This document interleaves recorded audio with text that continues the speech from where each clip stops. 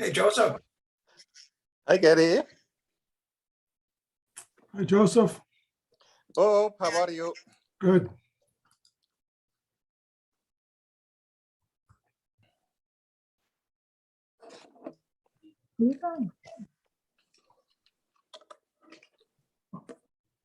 Doug said he was going to join us. He had some pictures he wanted to show off.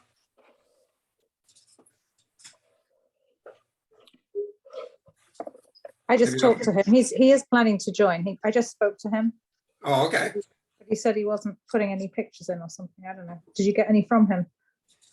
Yeah, we went to coffee this morning and he was showing off some of his latest.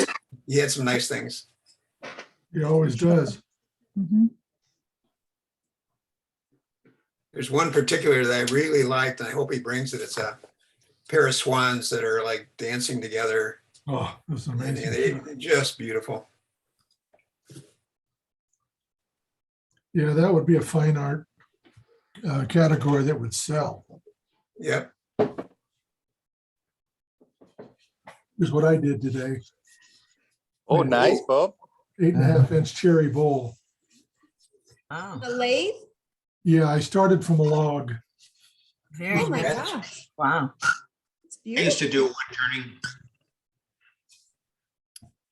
Yeah, this is a test. I found a guy up around Oxford that's selling cherry logs for like little or nothing. So I got a whole bunch of them and cut them up, but I got to wait a long time for them to dry. That one was an experiment on rapid drying. You see Tom's with us and Lou? Oh, Hi, Tom. hi. Trying to turn off my earphones here.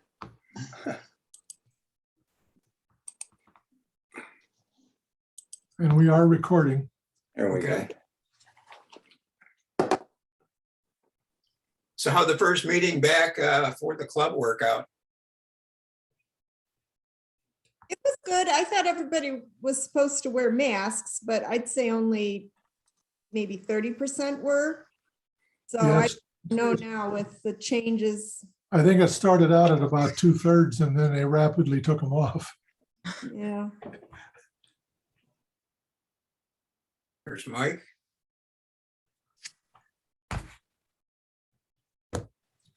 Yeah, we had a lot of like business stuff to do. Well, a lot of medals and certificates and awards to give out. So that took up quite a bit of the meeting.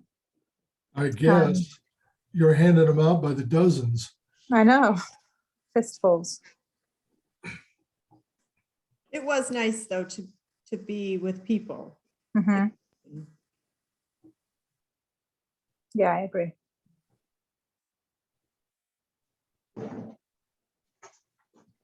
One thing, Gary, I was thinking of, we talked about this a while back. We might want to discuss the topic of a group Flickr site. Okay. Gary had done this for the OPC group some time back, and I think the thought was, if you guys are interested, we could set up a site on Flickr where everybody could have their own site, and we could all see your images. You could put whatever it is you show at this meeting into that, and then we could kind of all see each other's stuff on an ongoing basis. So if you think that's of value, why we can do it. It doesn't cost anything. Yeah, it requires that you have a Flickr site to begin with, and then you can Mhm. transfer your pictures to that. Would I it think be Bob- private, like a private group it would be? Yeah, it'd be a private group. Yeah, And then you get to see the members in the group and what they have.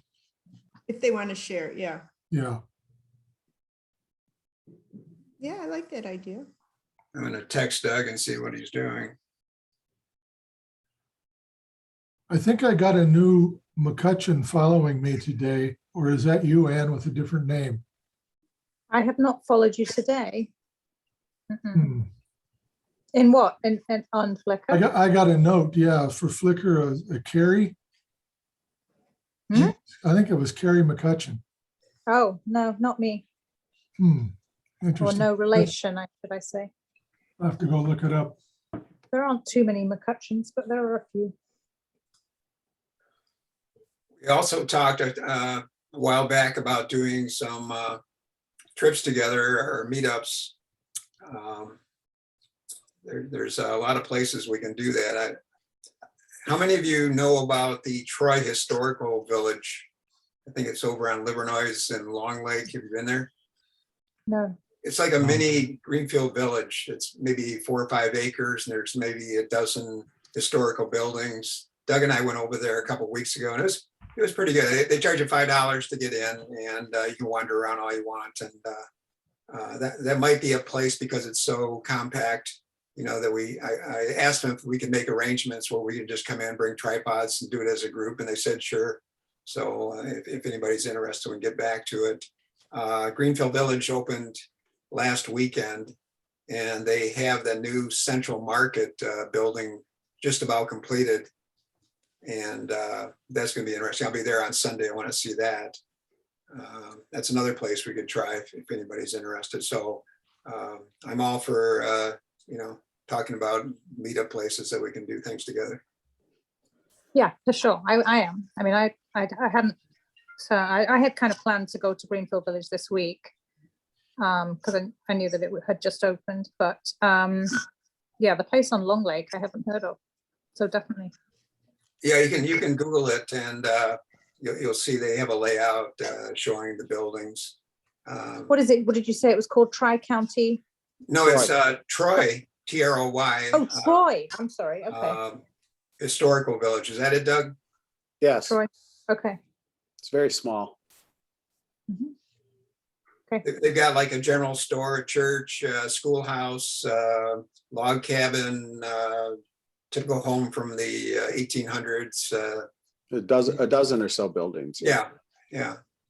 And, if you're interested in details and things like that, shooting doors, windows, some interiors inside of the general store, it's just something that you can try out. So. Well, I'm always up for something like that. I can tell you, I've shot with Gary a lot, and I learn a lot looking over his shoulder because he sees things I don't see. And He's so knows short too. Well, yeah, it's good to shoot over his shoulder, yeah. But he has a lot of little tips and tricks about how to face a building, how to group the windows, light side, dark side.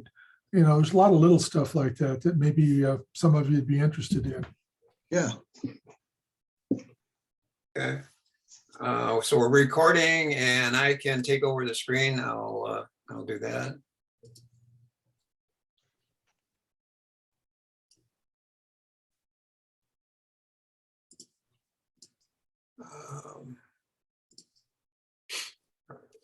I'm going to do that.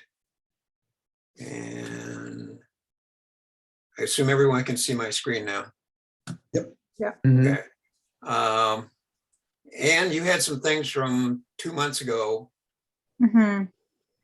I did. These are I was in a bit of a fix for something to show, but I thought it would.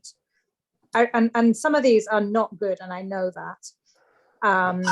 So I Tell was us in which ones aren't. They all look pretty good. No, well, I was in Death Valley, and I was really, I've seen a lot more of the kind of the intimate scenes, the small scenes.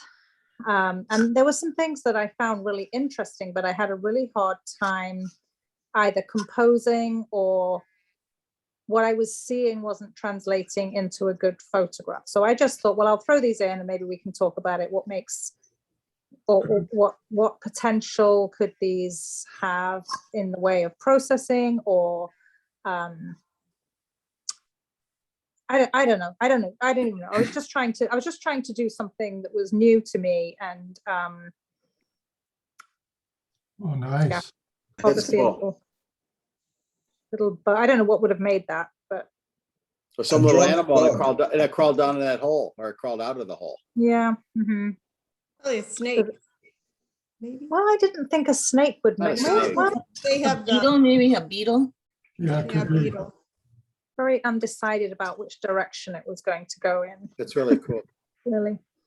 Someone would be able to tell you by the angle of the welts or something, probably. Right. Right. So yeah, that was just in the sand dunes. These kind of pictures, that are abstract and they have a lot of texture. I mean, there's really no rules for this. So you did a really good job with the exposure here. It'd be very easy to blow out some of the highlights and the textures and things like that. So Yeah. Yeah, you got the shadows and the bright spots in there.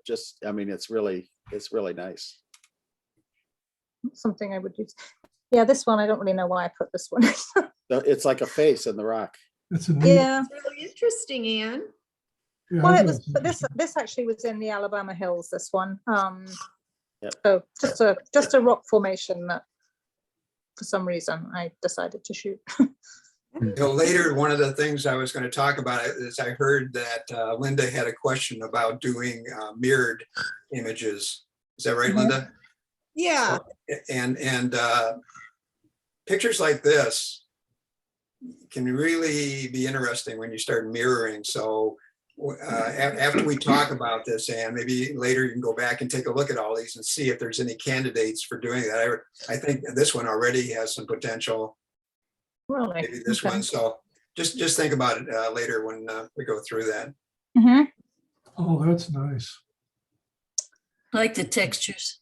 Nice. Yeah, this was kind of a texture shot, really three very distinct areas.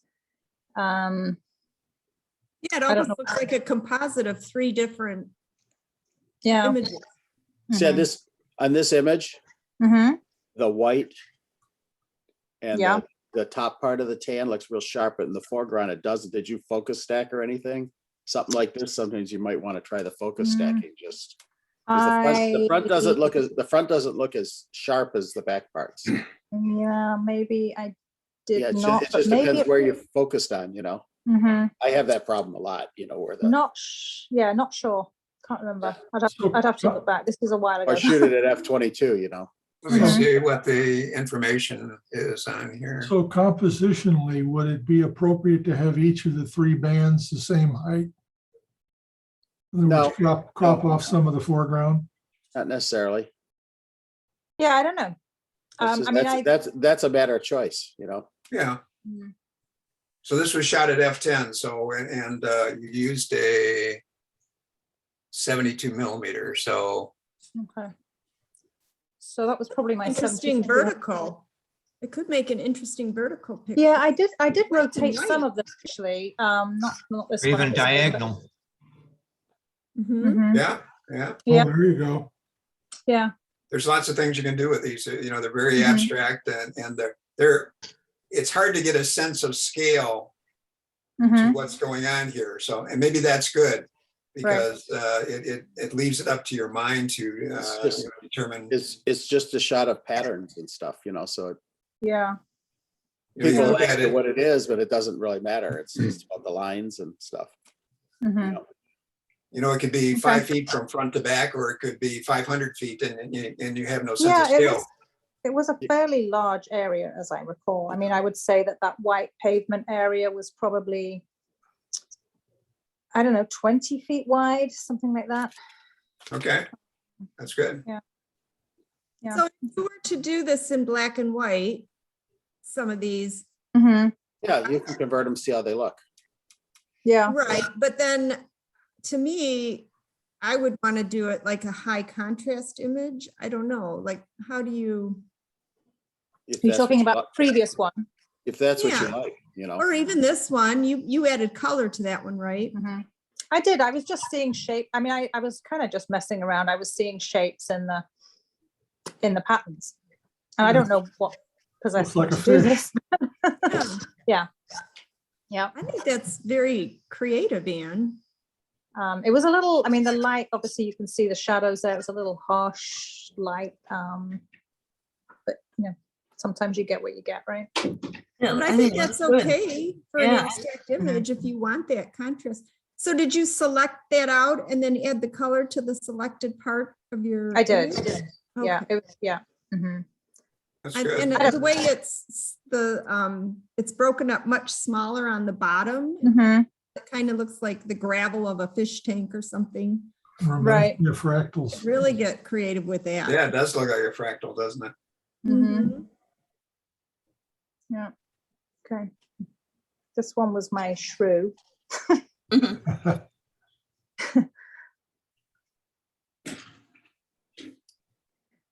Yeah, this was just textures in a boulder, like the rocks that were engulfed in the the larger stone. I really like the stuff you've, They're all picked good. out. Yeah, I think those are Yeah. nice, Anne. May have gone a little crunchy Thanks. on this one, but yeah, that's I like it like that though, on Yeah. this. Yeah, that's a nice shot. Yeah, I very like how nice. everything compresses at the Mhm. top on that. right. Yeah. Yeah, there was some super interesting, because if you go to I guess what would be the eastern, if you don't park in the main car park at the dunes, it's a much less trodden area. Like this was on the eastern section of the dunes, and it's much less foot traffic. You can get some kind of neat patterns in the sand. And this Yeah. was Alabama? No, this is at Mesquite in Death Valley. So what did that look like if it was in the tan color of sand? Because you obviously changed this to black and white, right? Yeah. Well, yeah. I mean, I guess I think it was more striking in black and white. Okay. In order to kind of, I don't know, I felt, well, I guess I could have just, I don't know. I guess I liked it in black and white. I felt like it was more contrasty in black and Mhm. white, if that makes sense. Yep. Or about the And- patterns. And you know who Mark Littlejohn is, right? Ian McCutcheon? Yeah.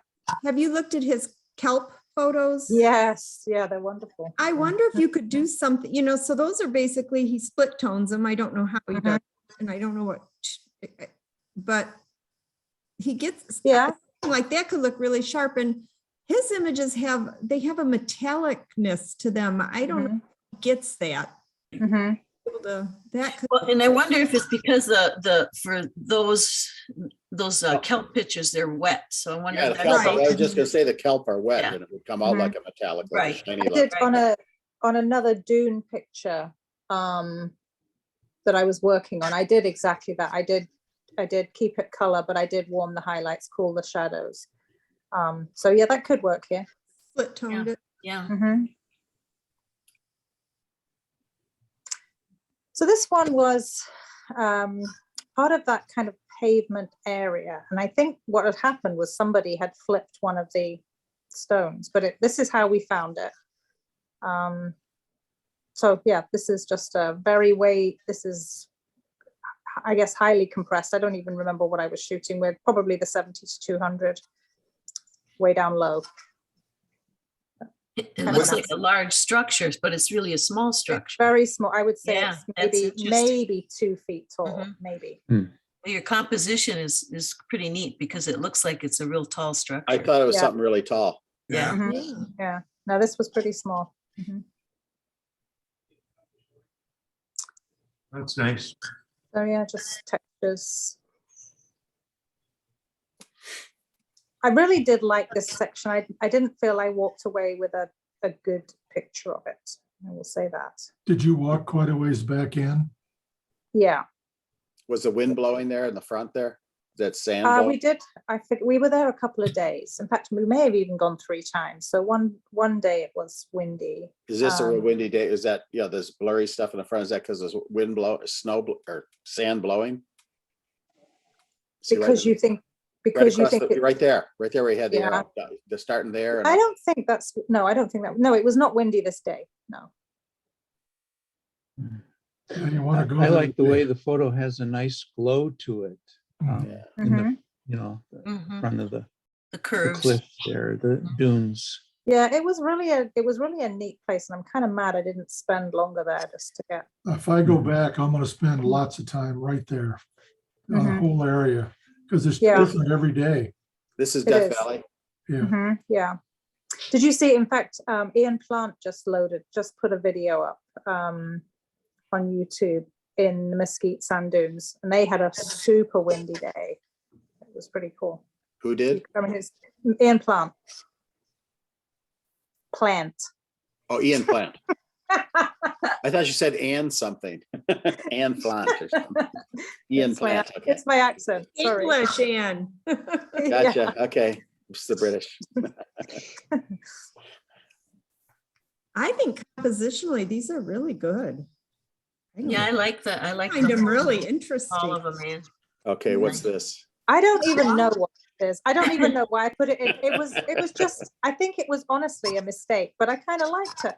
So I put it in. I think it's kind of one of those things that the camera went off and I was like, oh, It's either a sandstorm or waves. And you can enter that in Camera Club and get 27 probably. In the year-end award and council. That'll show you what it's like. yeah. Yeah, I truly think this was just one that my camera went off and who knows. See, a nice abstract piece of art on somebody's wall. Yeah, maybe I agree. should warm and cool this one as well. Mhm. Oh, no, I like it pastels, like you, it was finished almost. Yeah. So these ones are I think probably the next section are ones that I thought look really good in real life, but didn't translate into an image. This was one I rotated, I know. That's good. And this That was one not the dunes. These were on the flats. On the valley floor, and I don't really remember exactly Gravel where. gravel with sand on them. Huh? Hmm. Yeah, just wind blown. Mm. Look like pieces of cauliflower or something. That's exactly what I was thinking. Mhm. I thought I like cauliflower. it. I It's like like it cooked a little cauliflower. more than that. No. Say that again. I like it cooked a little more than that. Oh. This is an alligator back. Oh yeah. An Okay. albino alligator. Mhm. Yeah. So, and there's not many people like pictures of cracked mud, but I think they're great. So Yeah, I like them. I like cracked Well, mud. I shoot it all the time whenever I see it. do. But I tell you what, I just last night I just watched Ben Horn's video in Death Valley, and this is almost what he shot, but he waited till the sun had gone down and it was like blue Yeah. hour, Even light. Yeah. and it looks so much better. Yeah, I mean, Yeah. Yeah. It does. I love doing it. I've done it where I use a diffuser over the area I'm shooting, pick a small Right. area. And then it's Right. nice filtered light. It's, they're Mhm. beautiful. That's what you need. Definitely what you I've need done there. it. Yeah. They don't, Mhm. what makes them is if you got a little purple flower sticking out of one of the cracks growing. Yeah. You know. Yeah. So this one's really nice. You see up in the upper left Yeah. corner, Just more. the upper left corner kind of fans out, from Mhm. up there down. I really like that. Nice. Reminds me of Skip and his frog on the backside of a leaf. Yeah. The frog, the shadow. Yeah, just Mhm. put a frog in there, very light. And literally these patterns could be like meters apart. That, Yeah, it I could know. be one area is, maybe I put that in twice, sorry. You One just- area could be, the real flaky, lumpy parts, and the other bit could be, these areas can be quite close together and they're very diverse. So anyway, that was what I had done at the time. These are good. Yeah, those are nice. Yeah, Nice. nice grouping. Something to experiment with anyway. Who's this? Mine, Anne Berry. I was gonna So, say the colors are these- beautiful. Oh, these are from Kensington, and I purposely pushed recognize the rust color. Because I wanted these all kind of to be more on a two-tone kind of thing, white with the rust. So I've pushed it slightly just to more of an artsy look. That's the rookery, right? I don't know. No, it isn't. No, it isn't. Sorry. Oh, I don't think so. It looks like it's not. No, Okay. there'd be nests. Yeah. It's probably the other side of the road, right? It's before you get to that area on the other side of the road. Mhm. Nice reflection. Yeah, this is, you'll see the bigger picture. This is part of that. Well, I just took a close up of the same area just to get the reflection. And I like the kind of abstractness of it. yeah, it's Mhm. pretty, Anne. Thank you. And did you think, consider possibly cutting it off at the top so that the white streak across the top wasn't there? I did, just- but I liked it with it on the top because there's white Okay. on the bottom and I thought it kind of balanced it. Okay. Be curious how it looked flipped. Yeah. With the color at the bottom because it's heavier. Mm-hmm. Good thought. That's how it looks. Mm-hmm. Yeah, that works too. Hmm. Like that idea. Nice. And then that's the full scene. Oh, Wow. yeah. Oh, nice. Oh, so that wasn't snow. That was actually It's ice. ice, ice on the water. I see. Yep.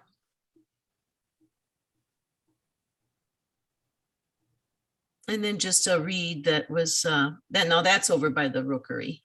And I liked just the reflection of the reed and I tried to pull those rusty colors out. Mhm. We've done a lot of good stuff with those reeds. Thanks. We've had those in the Yeah, I past. like the way it makes like a circle. Mhm. How did you get your color the same in every, did you, Well, in the first three, it's all they're all in the same area and I just upped the color of the orange, I pulled, brought up the saturation. In this one, I not only brought up the saturation, but I pushed a little bit of orange into the orange and yellow in the color sliders to try to Did get you the same just- color. you just did it by eye, getting the Yeah. color match? Mhm. Yep. Well done. Yeah, nice. Nice series. Thank you. Yeah, very cohesive. Thank you. All right, here. And then Ron, did you get Gary, did you get my other ones? Let me look here. And no, it doesn't look like I did. Because I thought you downloaded them. I I have thought a so note. too. Yeah, So they're- it's my Swan series. Oh, boy. I don't see multiple folders here, so I have Linda's. Mm. Oh, Oh, there they are. okay. Sorry, Linda, I gave you credit for all these. That's all right, I'll take it. Oh, man, nicely done. Oh, thank you. So I was taking these pictures of the swan, same area that the other, you just saw those trees, okay? And I thought, what can I do to, I kind of highlight the swan or do something different instead of just seeing the water. So I thought, what if the water was black and the lines in the water were white? So I used layering and I darkened up the water, brought up the whites of the lines, and then I cut out the swan and his reflection and then did, like a layer and then did some masking and unmasking. And that's how I got this next series of swans. It looks like something Tom would do with the black water. But the pictures, I had a lot of pictures of the swans, but they had to be the whites of the lines on the water had to be a certain way in order for me to pull them out like this. Some didn't work. Yeah, these worked well. Thank you.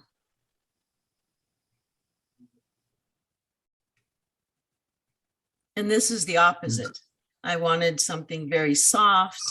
So I, because there was a lot of white with the ice in the background and there was not a lot of stuff going on, and I pulled out, pushed it to be more of a high key. Boy, you really handled the whites good. You can still get detail in the back. Thanks. And I like the way you're thinking through these crop ratios because every one of them it looks like you really made the right choice, going 1:1 or going to 16:9 or whatever the different crop ratios you picked out. Thank you. It's something a lot of people miss. They just, they think everything, should stick at 3:2, 4:3. And this one was one of my favorite ones of the swans. I just liked it. It almost had like a pinkish glow. That's why I have a little bit of pink frame around it to pull it out. On the top there, where the ice was, you can see it's kind of a little bit of sparkly. And so I kind of pulled pinkish color. I don't know why it was pinkish, but it was.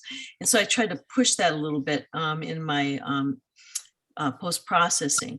And I just liked it because it was real calming to me, just the back of the swan swimming very calmly, you know, in the reflection. Now, the placement of the swan is really important in this. I mean, if you had placed the swan down here, it'd give you an entirely different feeling. You know, talk about calm, that would maybe be too calm. There's a little tension with this because it's raised up to the top third corner. And I like that. Okay, good. It works good together. You know, for fine art, this is really good. If you entered it in nature, you'd get docked for not having the bird facing you. Exactly, yes. Oh, and this one, the This is my picture, favorite. I took a bunch of these guys and his beak wasn't clear. And I thought, what can I do? Because I love his eyes. You know, I love how he was looking at me. And I thought, I'm just going to do this. So now I thought it was a little kind of comical. So now I'm thinking I might try to do a series of different animals like this, same kind of thing. Coming I in have from different sides of the frame too. Yeah, oh, that's a good idea. I have a deer that's looking down. I don't know if I can cut him out properly because he's got a lot of woods behind him, but he's perfect for this kind of composition. So I'm going to try him next to see if I can pull him out and put him in something like this. If you're going to try a grouping of eyeball shots, have you ever tried focusing or just photographing people's eyes or dog's eyes and then focusing in just on the iris? And you can make compositions of those iris and change the color schemes. Oh, wow. There's Okay. actually companies that do that in some malls where you get the results right there. Huh. Interesting. No, I haven't. That sounds neat. This is my favorite. It reminds me of the, who's the, Gilroy was the portrait of Stravinsky, where he's cropped and he's, you know, he's sitting at the piano and he's cropped so tight that he's over in the corner. Yep. Yep. I think Okay, it's great. thank you. Oh, I love that one. Awesome. Thanks. Okay.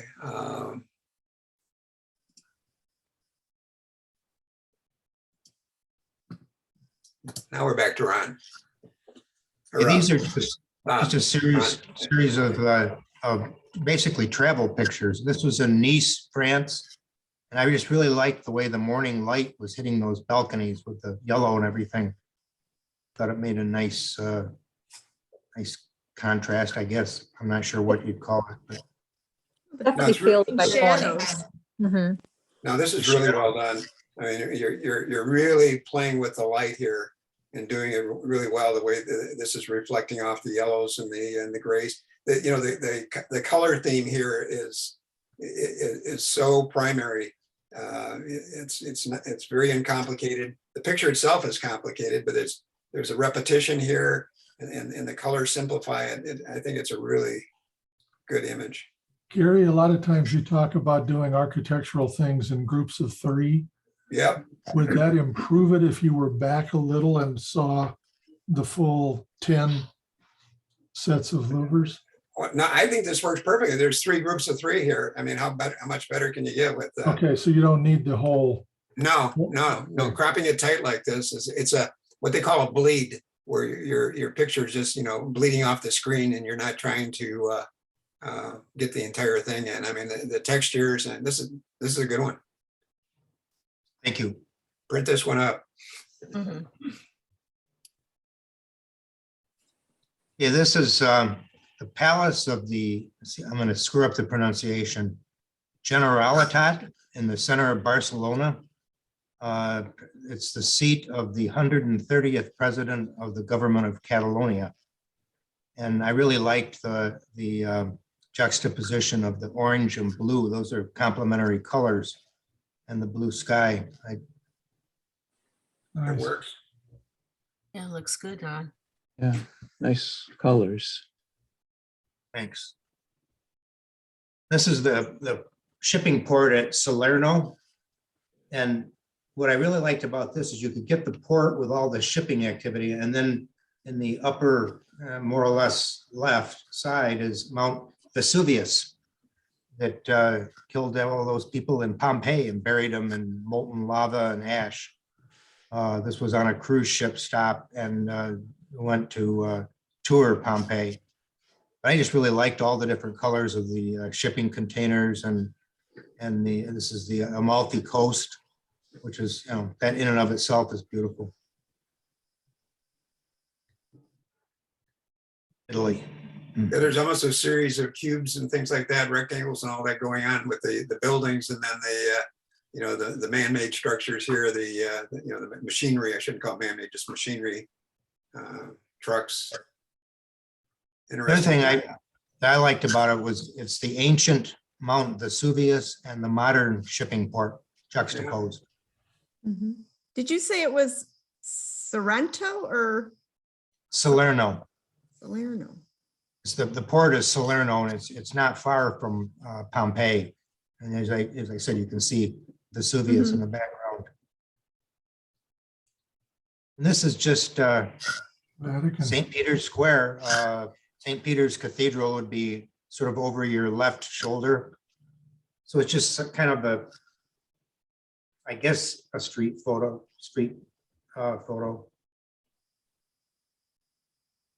I might take, I don't know, it looks to me like it has a little bit too much on the right. Does it else feel like that or no? Like if you just crop, Include too much or crop too much? I would maybe crop it a little tighter to that upper, I don't know if I'm right, but because that pillar there kind of stops you. So I don't know. Yeah, that's a good point. I had actually cropped a fair I amount wouldn't off crop the it right out. side already, and I see what you mean, Linda. In fact, I was kind of on the fence about, oh, do I crop more or do I leave some of this? And I kind of liked the aspect ratio. What is the crop ratio here? Because I'm wondering if it would be as good as a 64-20 or 65-24, whatever it is. Oh, I don't know. I always do it by eye. Oh, It's like a 2-to-1. Yeah, it's about a 2-to-1. yeah.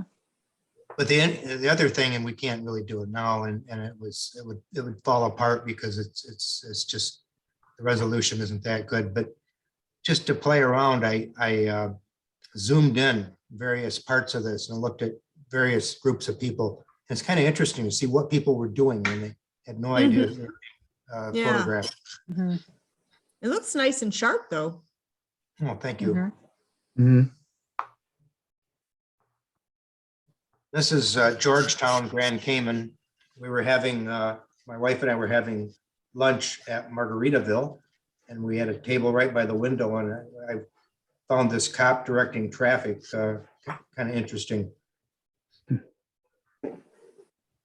this is a Aztec dancer in Playa del Carmen, recreating some of the ancient dances. And I guess I didn't have much choice in getting the blur, but the way it came out, I really liked the blur because it really shows the motion. I like I the thought- blur too, Ron. It's good. You know, I think one of our assignments is to show motion or long exposure. I think this would work really well. That's all I have. I think the cobbled street adds to that as well. The Mhm. background. Mhm. And Yeah, that's on There are diagonal. actually 4 of these guys, and we were up on the upper level, the top level of the roof, I guess, of Carlos and Charlie's. And if there's any unsharpness here, blame it on the margaritas. Now the feathers are sharp on top. Yeah, and I like the diagonal line of the brick. Yeah. I might even want to see it even more blurred. I think this would have been, I'm trying to remember the photographer, Ernst Haas. He did a lot of motion. If you looked him up, ERNSTHAAS. He did a lot of stuff like this. He was very, very good at it. These guys were fantastic, though. I mean, they they took this, you could tell by the expressions on their faces, they took this so seriously, and it was almost like a sacred thing that they were doing and honoring their ancestors. And it was phenomenal just to watch them, even with the margaritas. Yeah. Yeah, they do have some kind of festival in, I want to say Heinz Drive. At that, I think maybe at Nankin Mills every year. And a lot of people in a lot of costume and dancing like this. If anyone wants- Native Americans?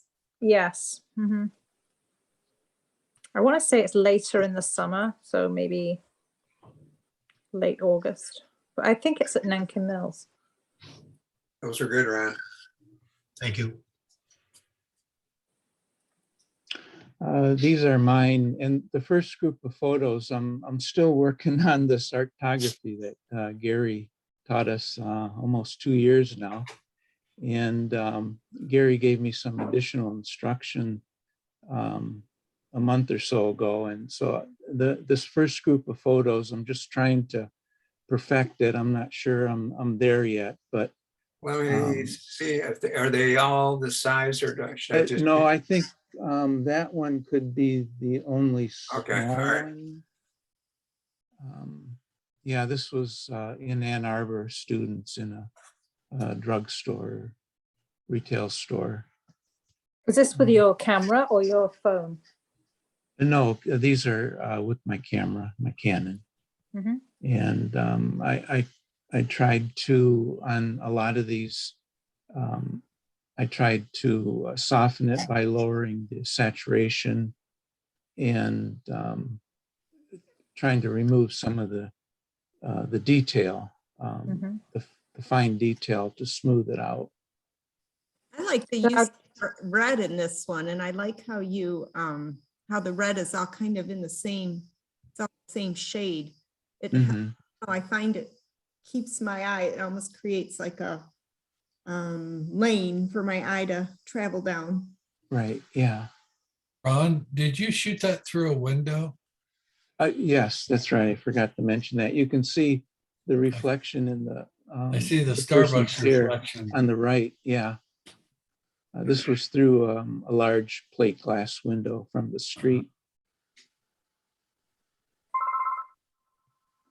And this is also in Ann Arbor. I reduced a lot of the texture in the brickwork, stonework around the door and the windows.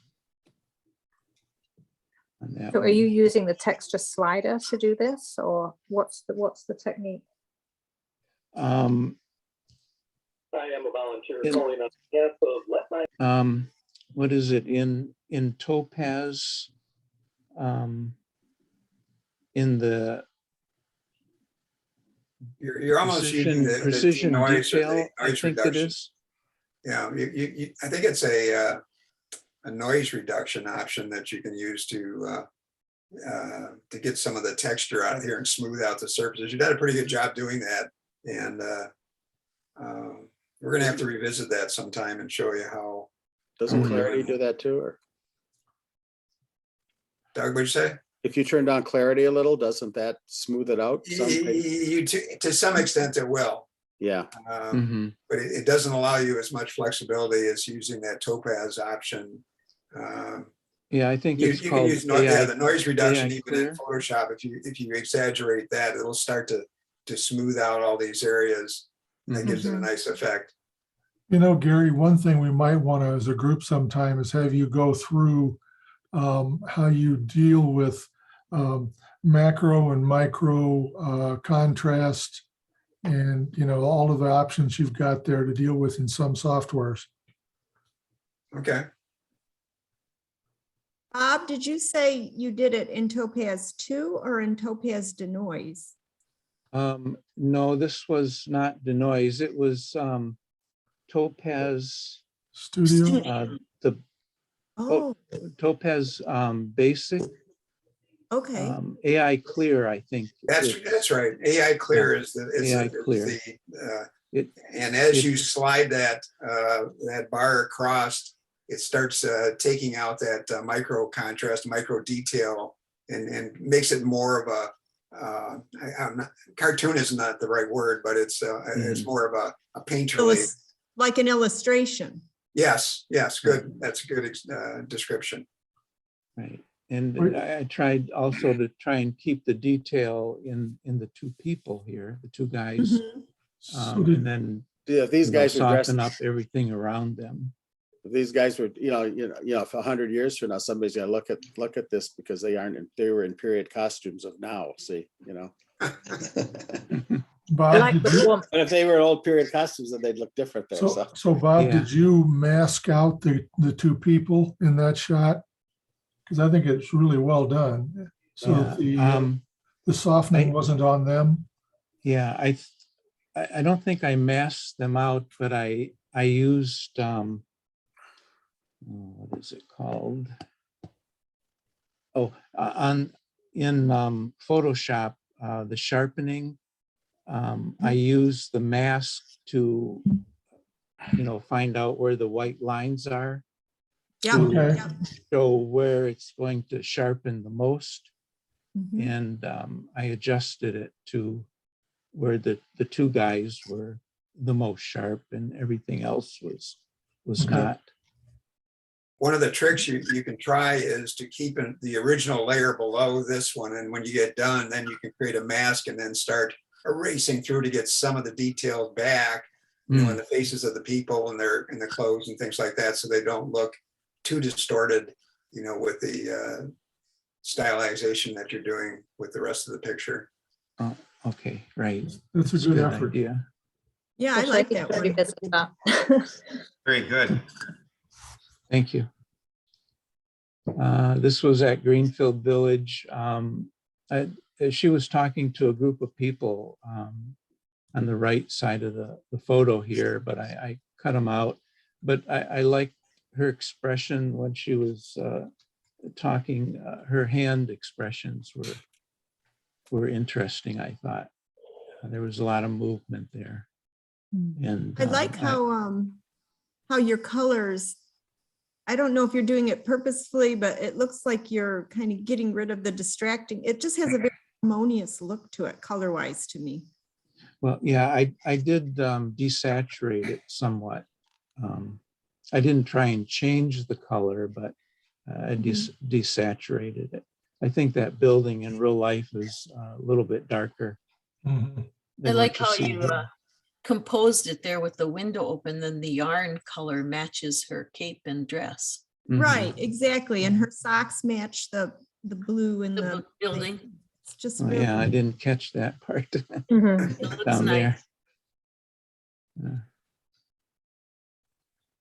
This is also at Greenfield Village. I just happened to see this guy walking around and I shot a quick picture of him, but also I was trying to keep him sharp and in the background, kind of out of focus a little bit Mhm. and muted the colors also here. You're getting good at this. Oh, you are. Thank you. Oh, This is the diner inside the Henry Ford Museum. I tried to do artography on this, soften the colors and remove some of the detail from. I really like the way you treated that one. Yeah, I door. like this one, Bob. Thank you. It's very vintage. Yeah. This is the same photo, but I added a color gradient to it to soften it even more and maybe give it a little old time look to it on this one. what's a color gradient? In Photoshop, there's at the top where the histogram is, you can add gradient. I don't know how to explain it unless I'm looking at Photoshop, but you can add, I'm not sure. I don't think I have, Bob, are those the LUTs they have in there? The ones that they, the presets that they have? Yeah, I don't think they call them LUTs. It could Lots be a are just color preset. tables. I'll have to, so it's when you're in Photoshop and it's where the histogram is? Well, below. when you add it, it appears next to the histogram at the top. Oh, I Let me, believe it's 4 little squares, isn't it? no, I don't think he's talking about the filter. I'll have to YouTube it. So it's called a color gradient. Right, yeah, let me, Okay. I'll Google it. It's okay. oh, Tom? okay, all right. Tom, don't you use color gradients a lot? It's color grading. Grading. Colored- And okay, it's an I'm sorry, adjustment, yeah. it's an adjustment layer. You click That's on your right. adjustment layer at the bottom, and then that'll pop up, and then you take your choice of the LUTs. The LUTs are in the color grading. Yeah, Pop look. up. And that Okay. comes up usually just to the left of the main panel. Yeah, that's right. I And then you just- can get in there and you can hit 2-strip, 3-strip, Fujifilm, you know, Mhm. all those different LUTs in there. Color grading's been around in the video world for many, many years. Mhm. And it's now worked its way into Photoshop and of course, that's where the LUTs come from too, the lookup tables. Mhm. Yeah, thanks, Tom. I didn't have the right terminology. Ooh, I on like that. the black and white. Yeah, I like that. And same photo, but converted to black and white. Nice And, blue tone range on Yeah, that. that's neat. That looks good. Yeah, thank you. Hmm. This is also, I'm trying to do artography on a landscape, and this was taken in Maine in the fall, a couple years ago. And I tried to keep the sharpness on the three boats there in the water. I'd say That you looks got your good. technique. Yeah, yeah, I think you're getting this, you're mastering it. Yeah, thank you. Yeah, I never tried the artography with landscapes like this, but this looks good. So keep Mhm. doing it. Okay, thank you. does. Looks great. This one here is a photo I did, I put in competition, and it's a mirror image of a stairway with a railing, and there was a building in the background, but I just split it in two and mirrored it. And I added the streaky sky behind the building on that. But this one and the next photo is a mirror image. This is, nice, Bob. That's really well done. Yeah, I really like that. that's the MacArthur Bridge from Belle Isle to Detroit. wow. That's really And, nice. it was at sunrise with the sun behind me. I also went on the other side of that bridge and took photos of the sun coming through those arches. It has a completely different look. I wonder on how that- either way. How that would look if you copied one of those light posts and put it right in the center. Yeah, I thought about that, but there, I did light some of those light posts because there was a lot of burnt out lights. And There always is, isn't there? Yeah. yeah, but they're angled, and I thought about putting it right in the, moving one of them to the middle, but I'm not sure if I could angle it right. So I just left it blank on that one. This is a great lead into my little presentation later. So Mm. Yeah. Good. Just one quick Um, question, Bob, on your black and white. Did you make that sky or was it a sky that you blurred? It was a sky with clouds that I blurred and streaked and sharpened, and then I added it to the Wow. photo. Good Oh, job. That came so out much nice. to learn. Yeah. Yeah. Uh, This here is a photo. With all the rain we had during the last couple weeks. One day I took my car. I went to a park where there wasn't any trees in the background, so that I could angle from inside the car, I can shoot through the windshield or the side windows up into the sky and get the rain on the window and take that photo and use it as a texture for I was going other to say it would make a great texture. That. other photos. Hmm. So that's the story behind that. And Right. this is Yeah. a flower, in a vase that I put that texture. Wow. You're really on thinking, top right? of it. Very nice, very nice. Kind of hard to see with the smaller print here. I thought I had put in a full resolution one. So have you used a gradient on the texture there then? No, I didn't use a gradient. I just used it as I put the texture over the original photo of the flowers. Yeah. And I used, I don't remember what blend mode, but there was a blend mode that brought both photos out.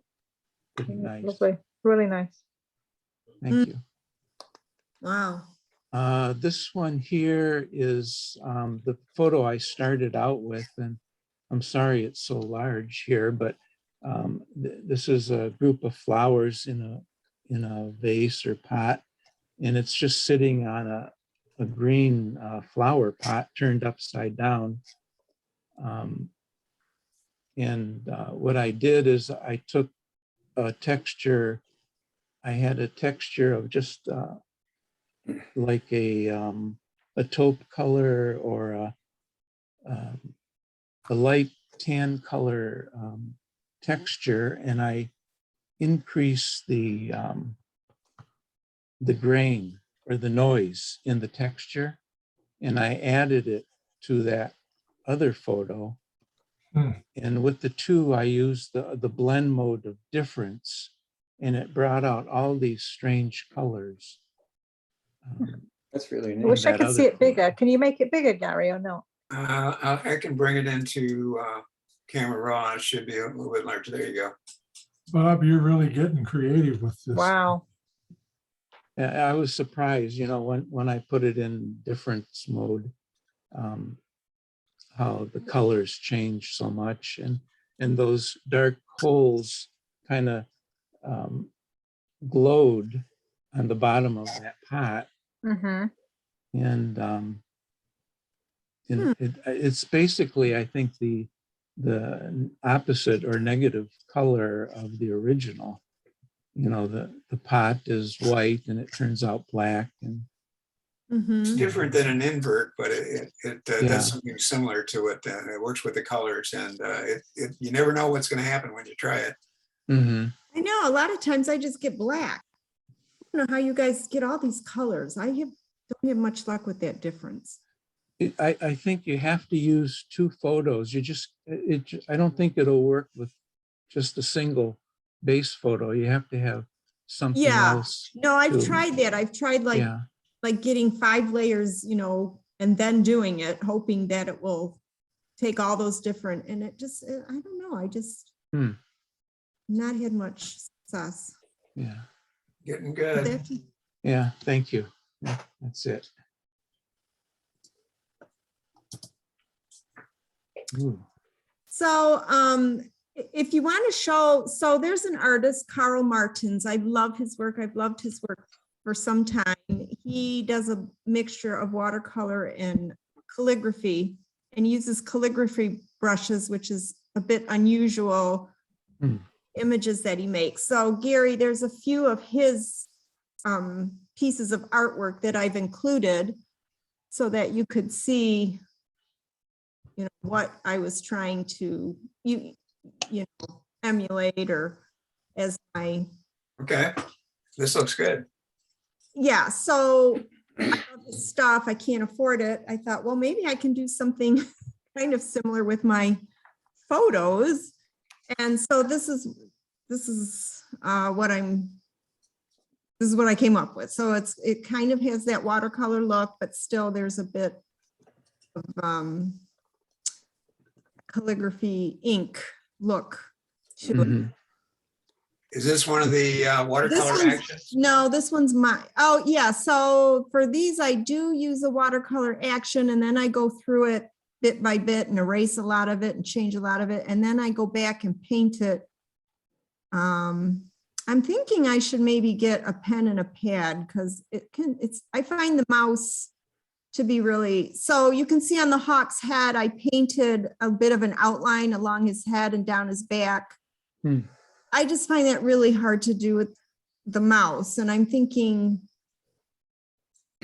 I don't know if you guys use a pad. I think you mentioned that you did.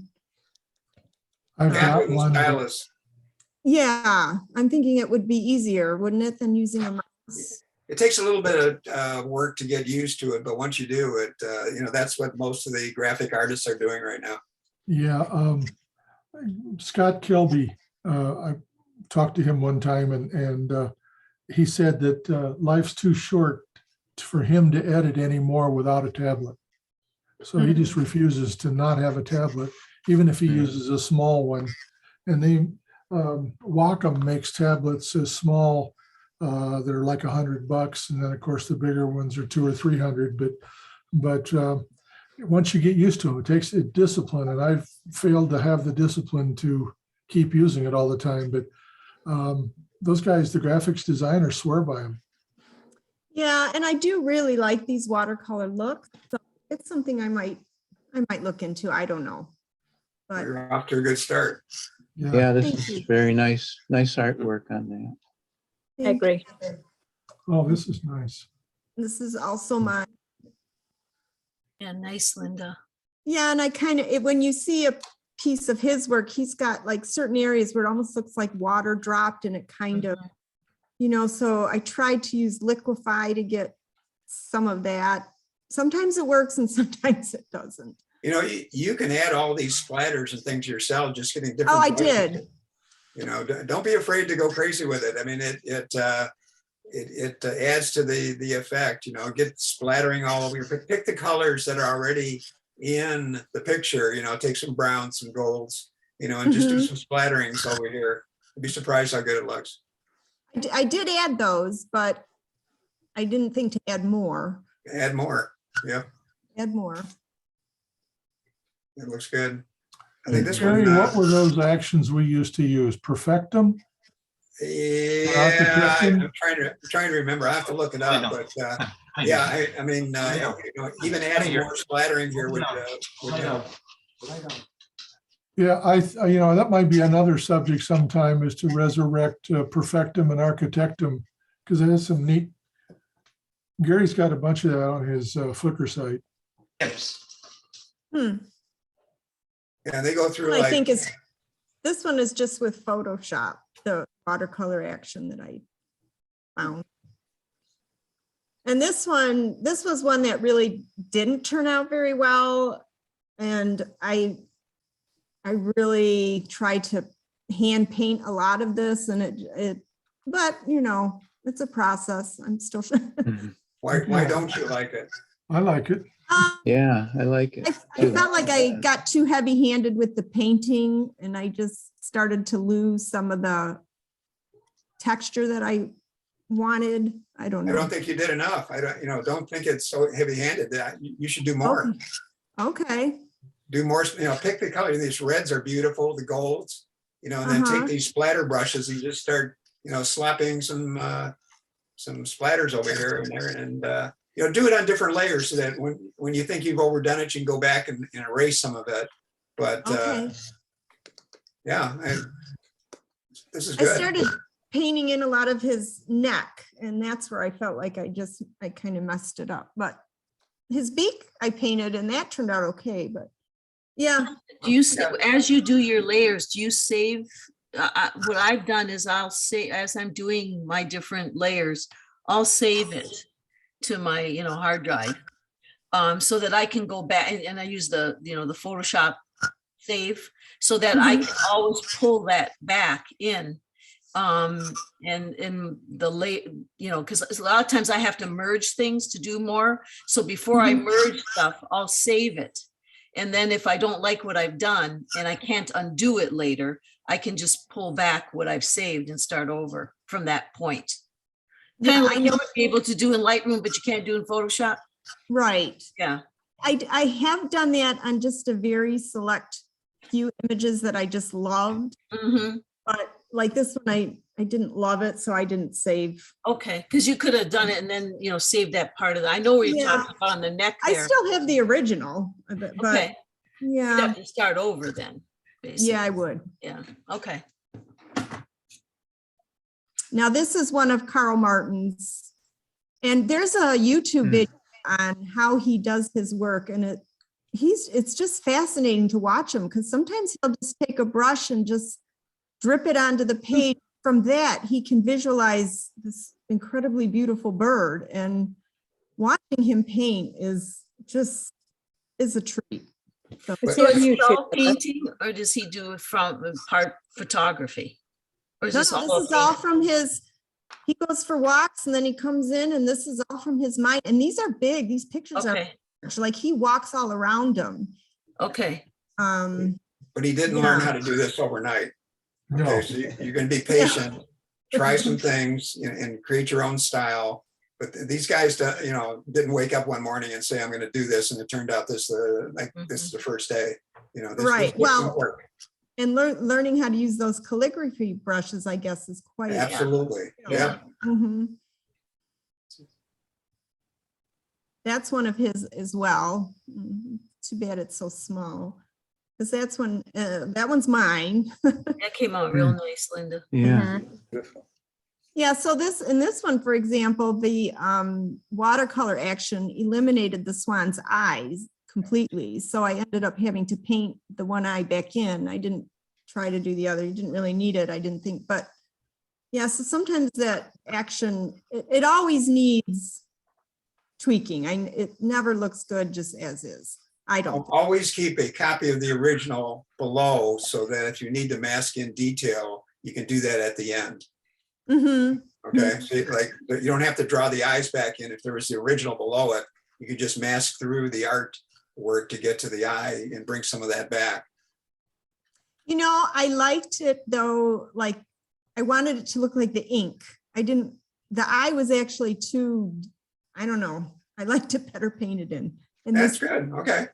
That's But part of your style, then that works. I know what you're saying, and you're right. I agree. I did it for the other ones, their eyes. That's exactly what I did. But for just trying this style, you're doing great. Don't give up. I mean, just keep working at it. And it's going to take a while to learn how to use a tablet and the stylus and all these other things, but you're off to a good start. Thanks. Yeah. Oh yeah, that's another one of his. Good. Let's see, I think I missed Those are mine. Mike. Okay. So I had to throw something together quickly. I was running a bit late coming from work today. So this was from Hollywood Studios when I went there, and I was trying to get the contrast between the light and the dark. And I also wanted to show the depth in the picture. And I had to wait until the park was closed in order to take that, and dodge the security guards wherever I possibly could. I thought it came out okay. If you were kind of wanting to show the lights and the darks, did you try it then in a black and white? I didn't.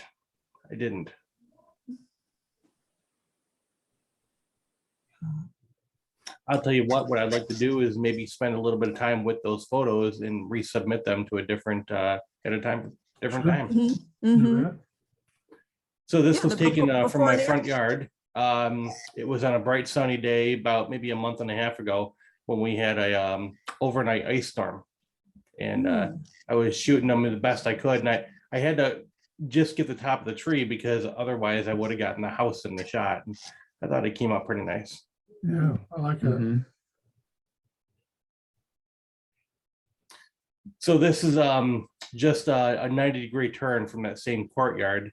And I tried to do the painterly thing. I tried to soften this up quite a bit. I've always imagined this being blown up huge and being on a wall of a cafeteria. And I just thought it would gives a feeling of a gathering space.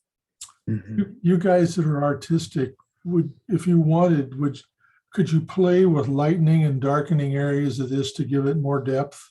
Sure. What I would you- really like that center section. You could almost do a portrait in that center section. I feel like the lights kind of either side of that center pedestal or whatever you call it. I think So it would if you make a want- really nice If you portrait. wanted to give it more depth, would you put more light in the rear and darken the edges? It's pretty contrasty right now, so I think I would bring down the contrast a bit just to see how this opens up a little bit. There's some really dark areas here. That might work in some cases, but I think it's holding you back a little bit. Mhm. So this one here, I'm just trying something a little bit different, and I went for a very desaturated look because the picture when I shot it, I was trying a couple of different things and it just didn't come out great. And I thought with trying to take some of the colors out, it would make it look less busy. I like it. Yeah. I like it, Mike. nice. You know, it almost looks like a computer graphic or like a game. Yeah. Maybe, Graphic I art. don't know. Yeah, the contrast is better controlled in this one. I like this. Thank you.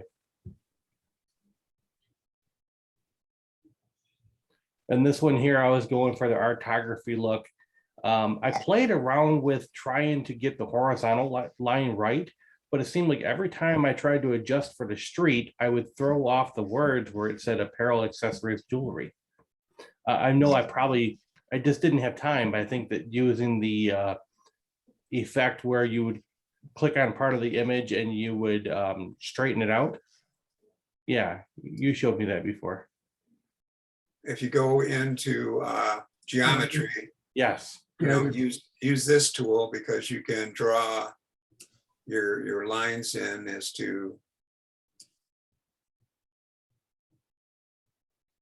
And then you're gonna have to do some cropping, you're not gonna see the entire thing, but this pretty much straightens out the image. It sure did. Wow. Now, in this one, Gary, you had told me once you don't want it perfect. Would you adjust that? to Yeah, work? you can, well, this one works okay. This is not, 50 stories high where it looks like it's exaggerated. Some of the vertical scale here is a little bit stretched. You might have to, in terms of scale, bring the vertical scale down just a little bit, but I think, and let's see whether this is y-axis. Whoops, no, that's not going to do it. You just might have to crunch it down a little bit. We've exaggerated the vertical scale here a little bit. That looks Sounds okay. lighter.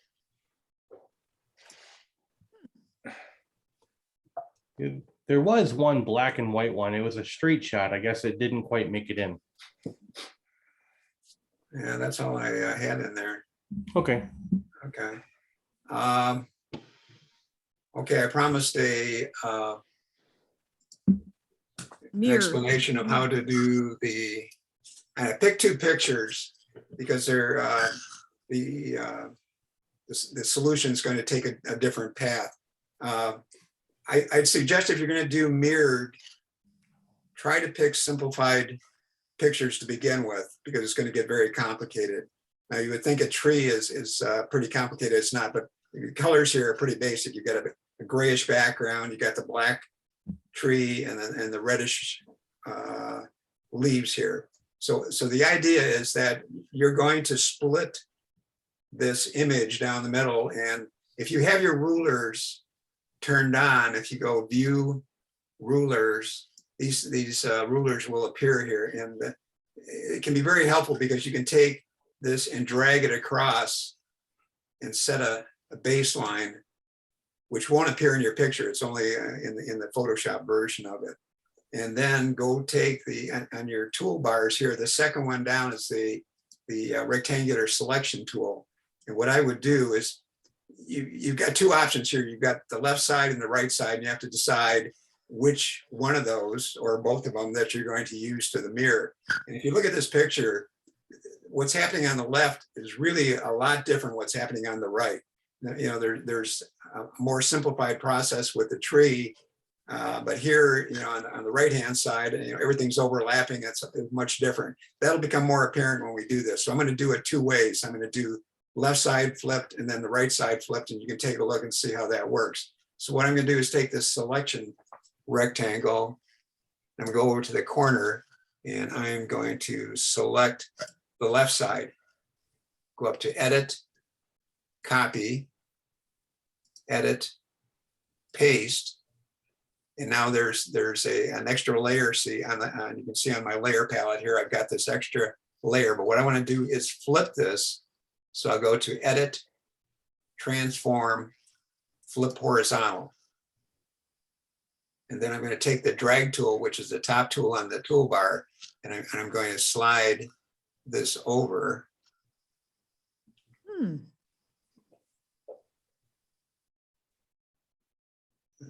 you got to line, take some time to just line it up perfectly, or try to get it perfectly. And almost every time you do this, you're going to start seeing little creatures and people, and Yeah, it looks like someone in a yoga pose. Mhm. for some reason it just happens. So, you know, and that's one way of doing it. So let me back up. And let me do the other side. Get this selection tool, go up to the corner, drag it down, edit, copy, edit, paste, edit, transform, flip horizontal, get the move tool.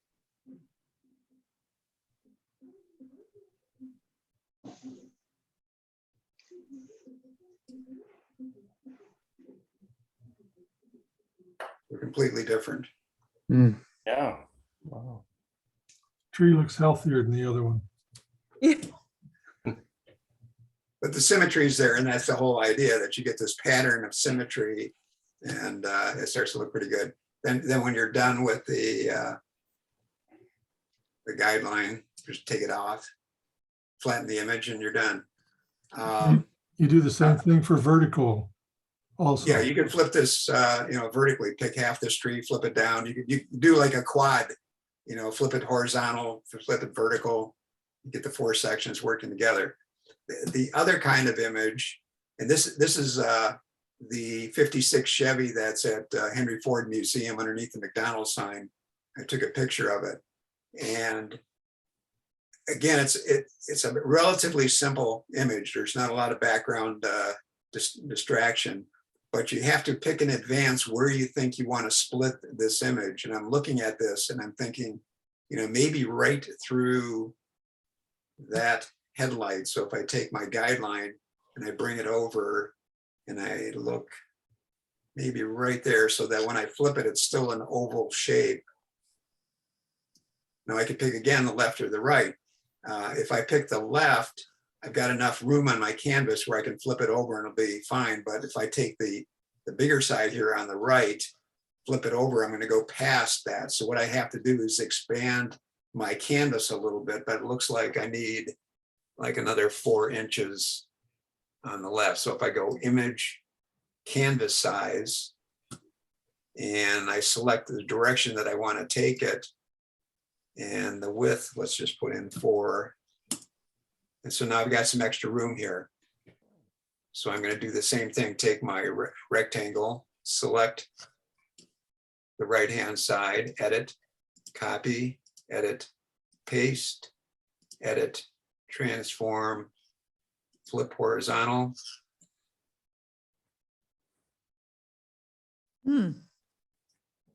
Wow. You know, instead of making that move, when you're in transform, you can move your reference point over to that center line and just say flip it, and it saves you about 2 or 3 steps. And it puts it right in the right on, you know, just perfect alignment. Again, I can't stress enough, pick simple images. If you get something that's really complicated, it's going to look like a mess. And it takes a while to get used to picking the right pictures to make these things work. You know, buildings sometimes can be very good for flipping, you know, bridges and things like that. So, but, you know, once we layer, flatten the image, take the crop tool.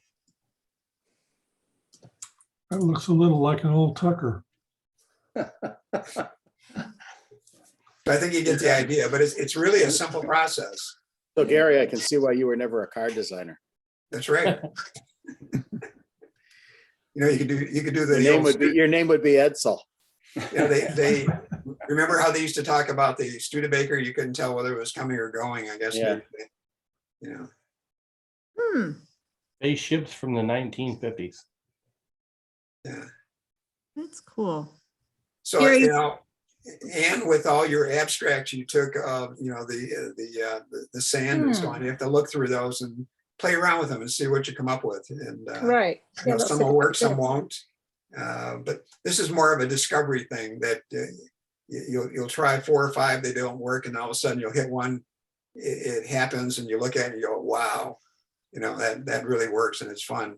So I mean, I have no idea how something like this would do in your competitions, but who knows? Well, I think I did one for, what was it? Creative this last month. I did okay. Monochrome. It was monochrome, but it was in creative, right? I think. I thought you put it in monochrome, but I can't remember. No, it was in creative. I think it did okay.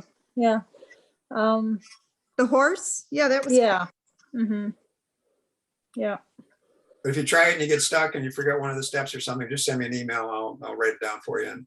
Or just look on the website because this program will be is being videotaped. Okay, good. Okay. So I have a quick, before we split and do, has anyone else done the most recent Photoshop update? Because I get so frustrated that I lose everything every time I do an update. And so I had my Lumenzia panel, all my kind of, you know, how everything defaults to pixels, or, you know, I have to change my, what am I trying to say? Your preferences? My Your workspace? preferences.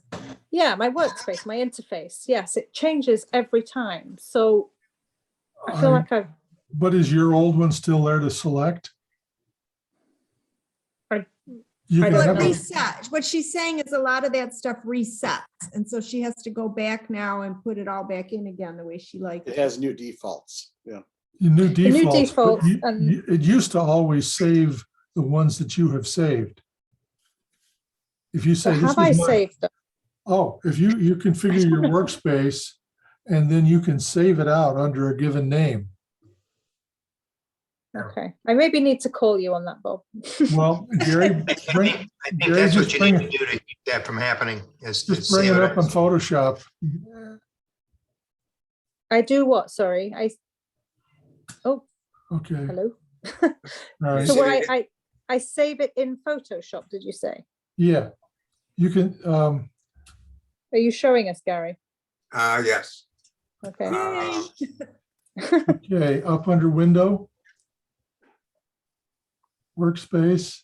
Mhm. You can see he's all the got- workspace. Yeah, you can see all the workspaces I've created here for different things, and they give you some options, essentials. And so you can say new workspace. Or say, Reset, delete workspace. So all So of these. if I haven't saved it, it's not going to be there then, right? probably. Unless you go back to a previous version, if you didn't delete it, and you could copy it. And then save it and then do the update. Yeah, maybe, I don't know for sure about that. Where But do you're you right. save it though? I didn't see a spot where you save it. Like, where do you save So you it? create a new workspace, you name it, whatever you want to name it, Oh, and then it'll okay. always be on that list. Ah, okay. Oh, I learned gosh. learned that the hard way.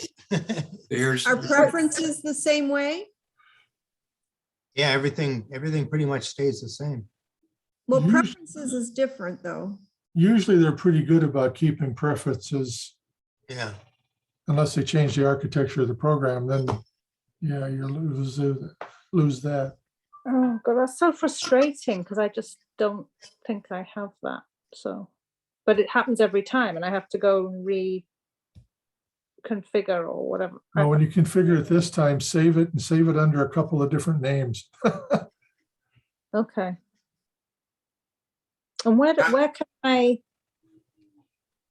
learn about that? I mean, is it in Adobe? Is there a help?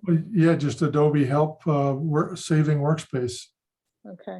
I'm sure if you go on YouTube and put it in, you'll find 50 Yeah. people trying to explain it to you. So, Okay. All right. Thank you. so Tom Panara, what have you got for us? Anything new that you've been working on? Yeah, you talk about mirroring and that. Yeah, I've been doing a lot of that lately. Let's see if I can, I saw that your last picture you put up on Flickr today. let's see.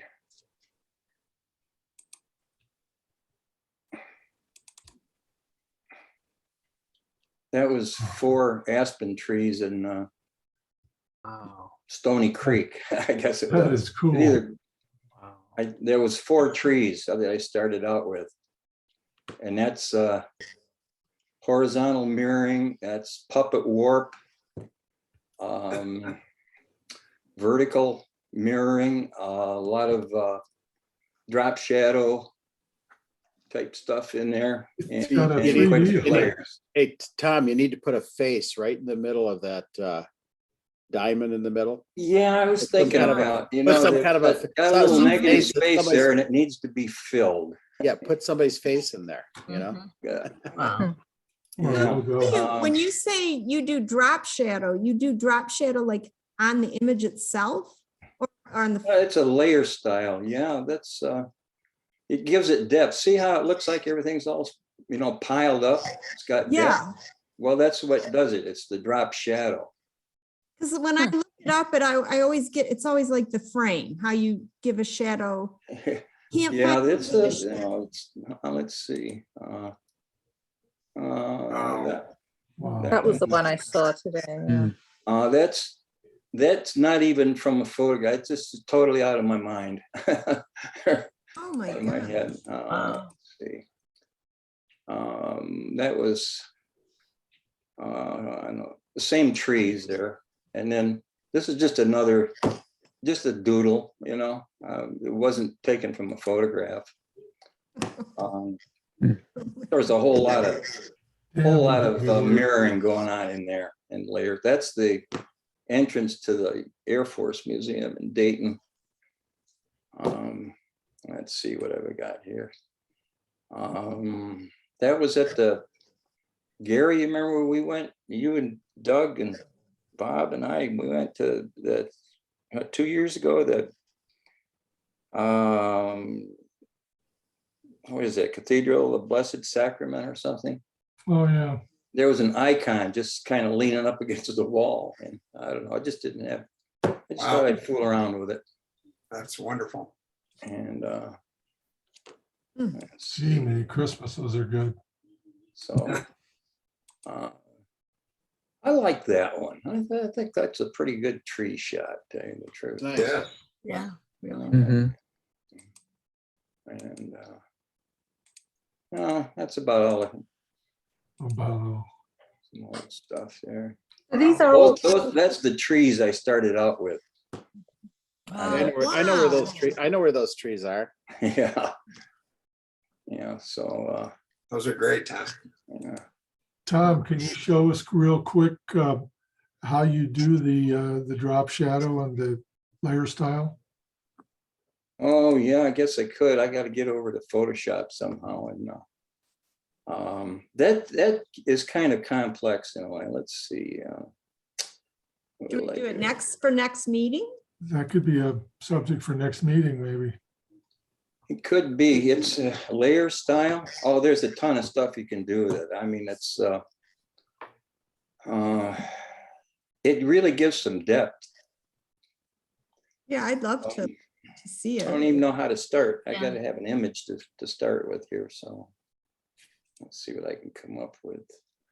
I'd like to see how you're doing these Art Deco pictures. The designs are just amazing. They Yeah. are incredible. Yeah, I really got a thing for Art Deco lately. I don't know why. Let's see, what can we do here? I don't know what to do. But maybe Let's see. for next week, so you have time to think about it or. Yeah, here's one I was kind of working on today.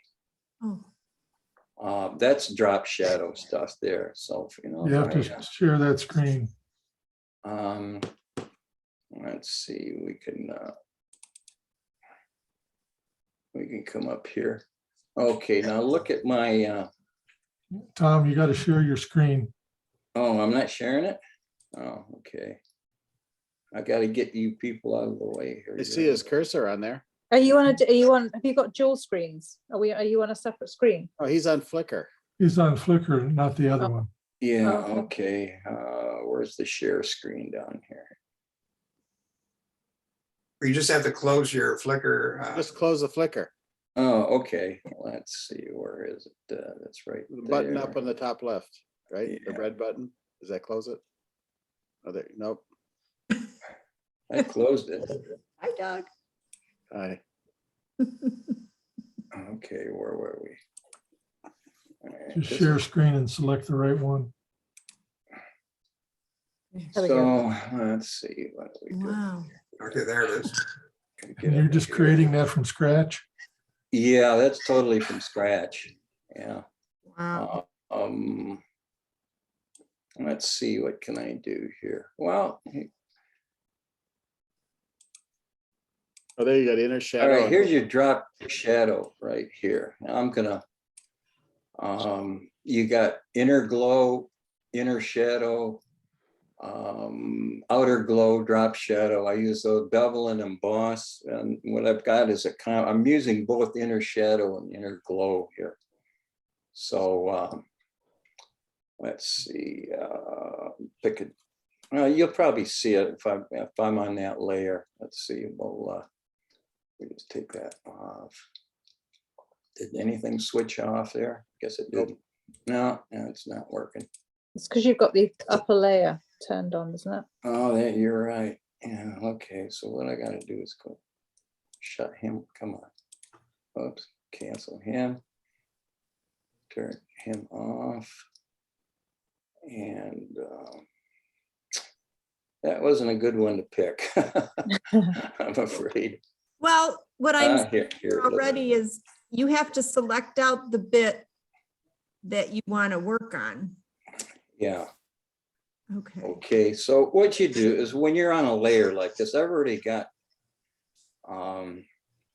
some drop shadows on this particular layer here.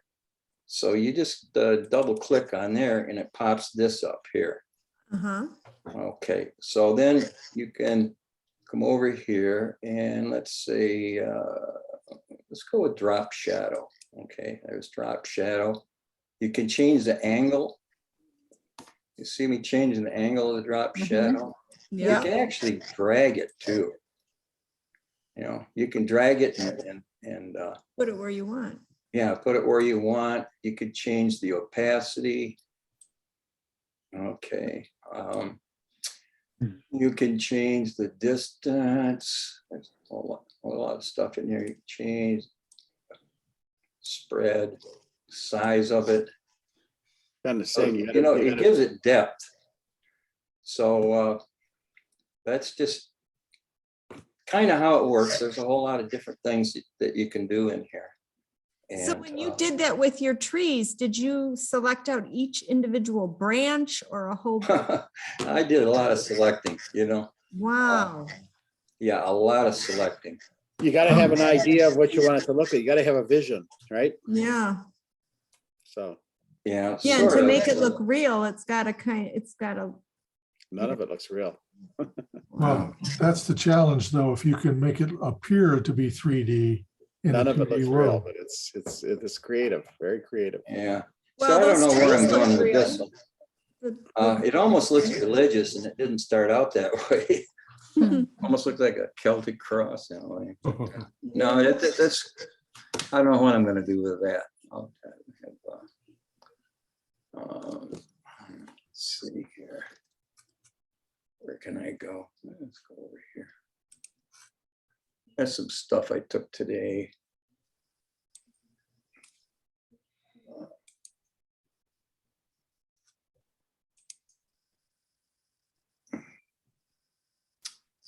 Yeah, let's see. No, I don't have much going here today.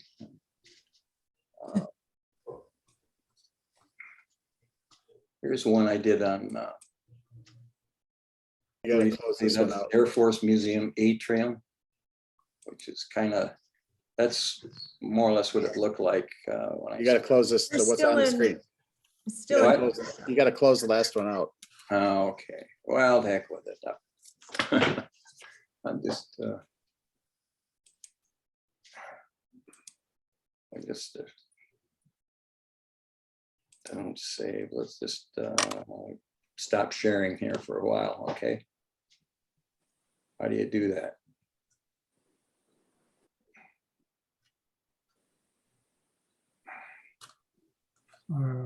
Probably How do you close the get me out? window. Oh, there it is up there. Okay. It's always in the wrong spot. But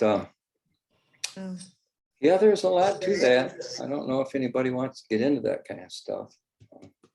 I think it would be worthwhile. A lot of, you know, there's a lot of selecting involved. And selecting can be really tedious. I can I spend think I need hours. to learn how to use the pen tool. The pen tool is the best. There's two. They Yeah, have a new one I now don't know called how. I the don't know how to curvature use pen it. tool, which is much easier to use. Mhm. And you can select with a pen tool, and then you can turn that path into a selection, which is also a channel, which is kind of nice. And See, this is the stuff, but you see, what's great about this is that it's recorded and then I can go back and watch it and I can do it at my pace. yeah.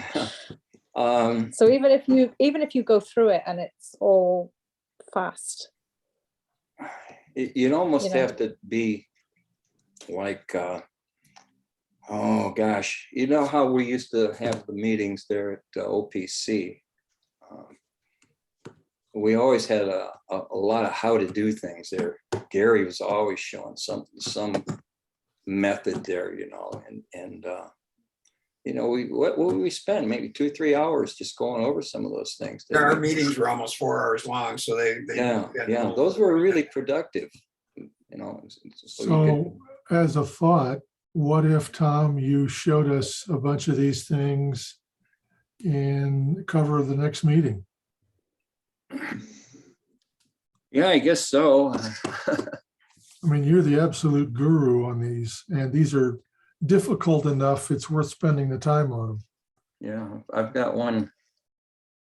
I've Especially got the one ones right that are now. I've got photographed. about 50 hours in, and I'm not even getting anywhere near being done with that thing. So, That's for one image. Crazy. I don't is know, that all what photographs, are though? people interested in? Anybody really interested in all this manipulation? And well, I like your- I started doing this stuff just to teach myself all these different methods, you know, like selecting and paths and layers and masking. And, you know, one thing leads to another. And so you have to try it out on something. You know, so I like your Art Deco work. Yeah, I do too. Yeah, that's I'd like amazing. to learn more about that. mm, And then, you know, your use of things like these, what you were just showing us, but as it pertains to modifying a photograph. Right. yeah. I just almost always do it. You know, I use a photograph, but I didn't have anything earlier this week. And so I just thought I'd just doodle around, you know, and start from scratch and just come up with some geometric shapes and just push them around and see what happens, you know. And, Okay, we'll block out some time for the next meeting so that we can get some information from Tom. yeah, maybe I could go over, maybe you could kind of help me plan something out, Gary. Okay, sure. Yeah, I think that would be great. If, I'm not the best teacher in the world here. And I will, But the thing is that all these things that I've been doing have taught me all these other things that I can use, you know, in regular photographic type situations, you know, instead of just, you know, changing everything around, doing all this, you know, far out editing and that.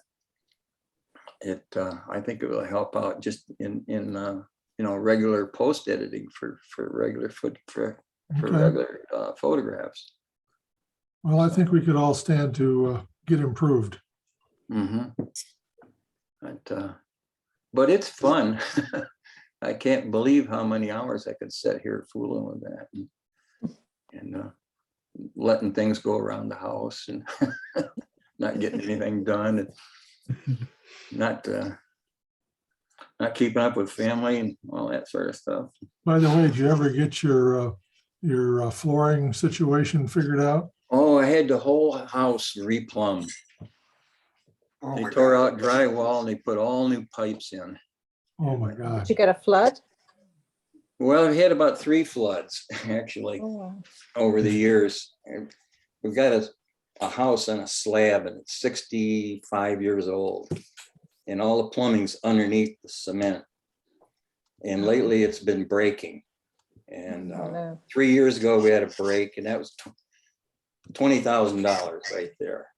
And Wow. I found that break. I walked into the bathroom and the floor was hot.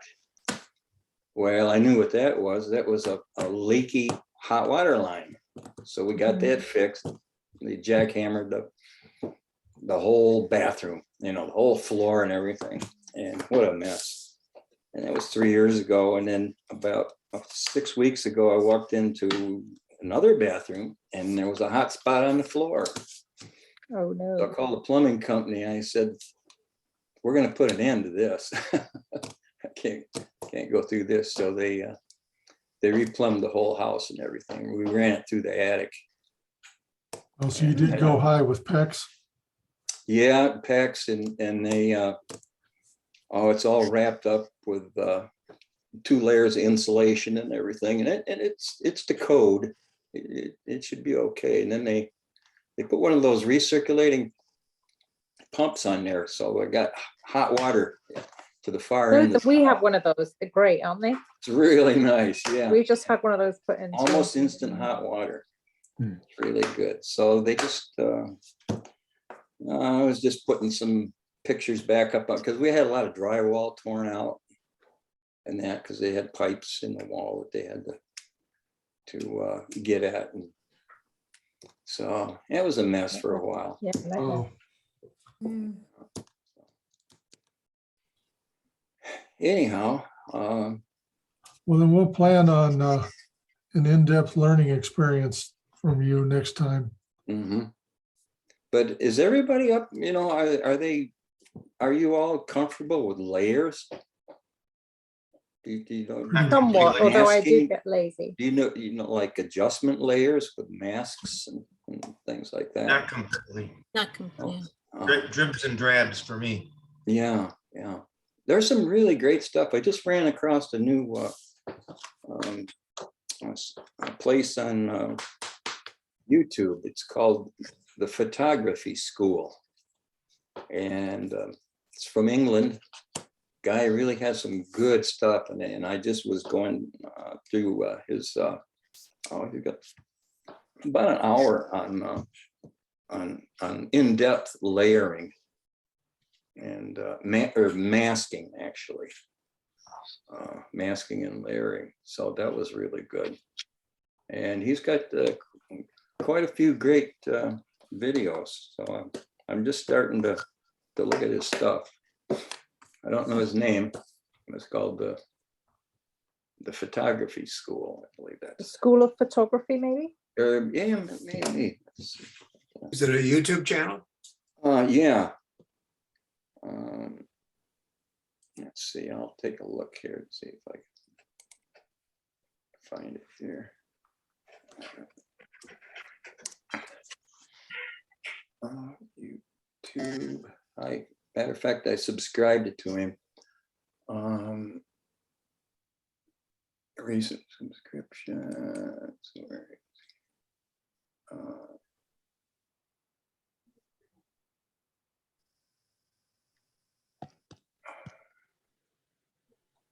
Anyways. The School of Photography. Yeah, the School of Photography. Mhm. Really good stuff. Blend images. He's got stuff on symmetry. And, oh my God, all kinds of things Okay, here. that's good. Lightroom editing. Good.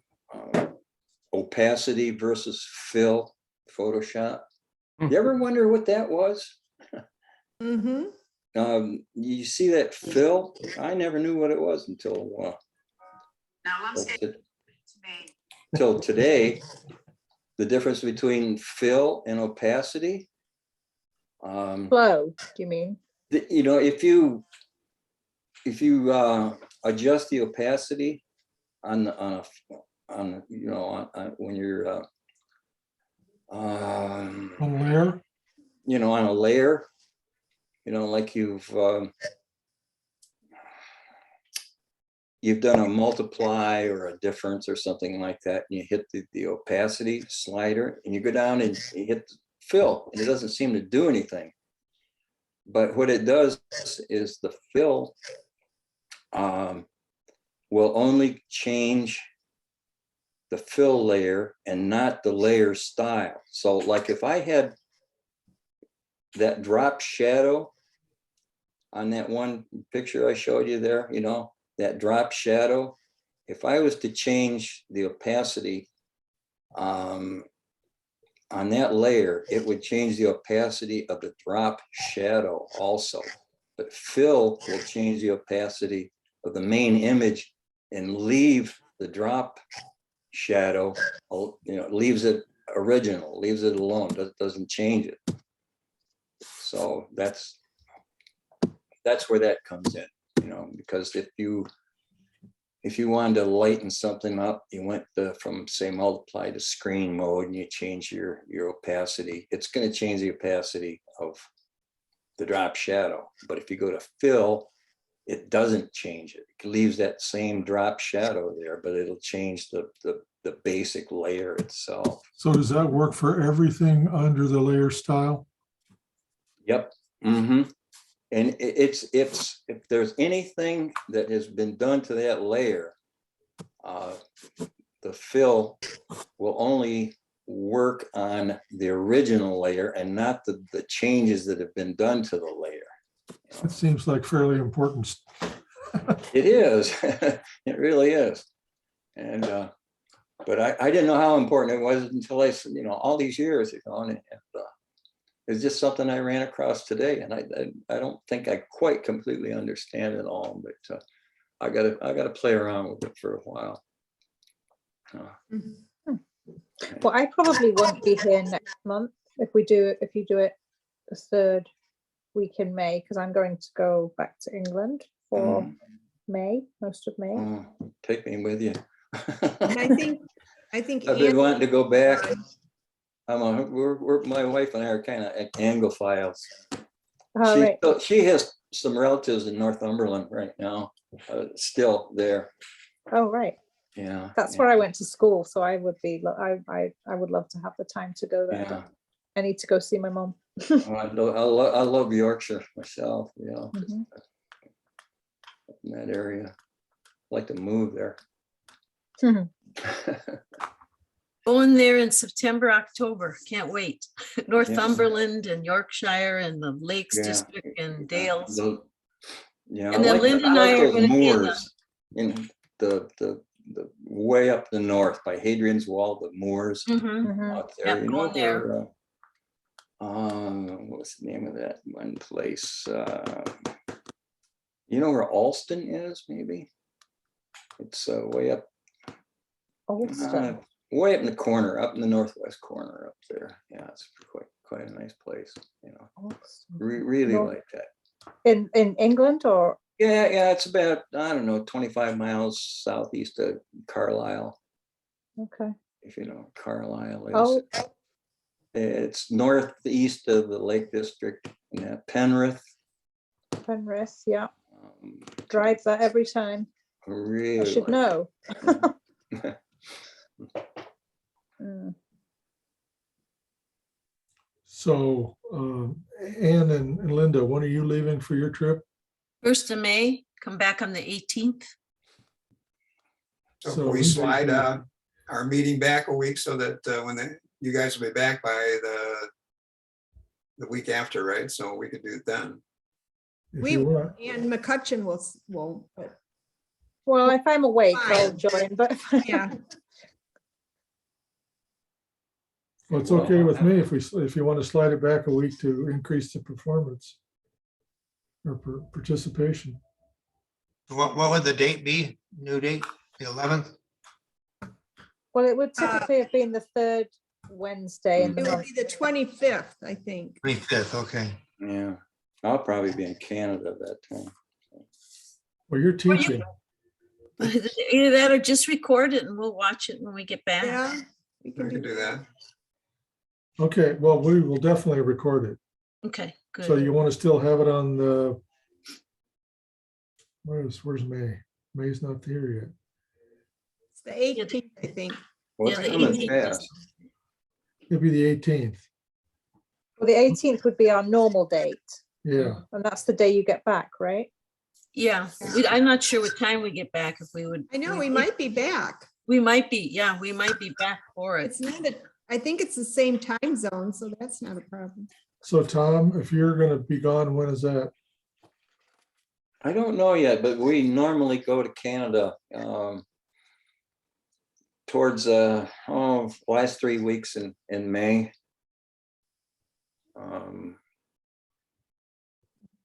So No. we haven't made any decisions yet when we're going. We're